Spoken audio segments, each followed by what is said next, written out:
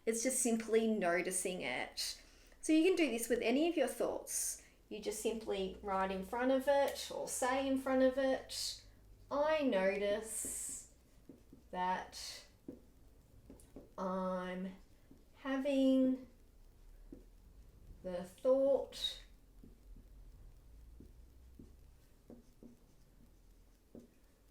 that I'm useless. That's it. So you're just kind of starting to see it for what it is. You're not trying to argue it. Well, the other day I wasn't useless. I actually did this. But then your mind always comes back with, but remember when you were useless? So we're not trying to argue with our thoughts or like them or love them. We're just simply acknowledging them for what they are.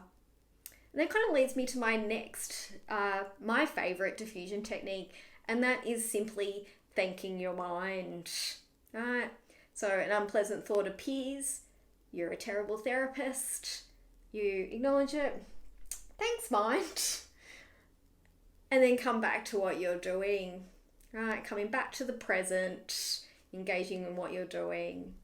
Don't have to argue with it. I know it's not helpful right now to be having that thought, so I just think it's mind. Thank my mind for that thought and all of the creativity that it actually gives me. So there are many diffusion techniques, and I probably will do some more videos on them, but today's video was really just trying to hopefully show you that it's about changing our relationship with our thoughts, not changing our thoughts. This then leads us to be able to engage in behaviours that we want to. So just to quickly reiterate that choice point that I've talked about in the past.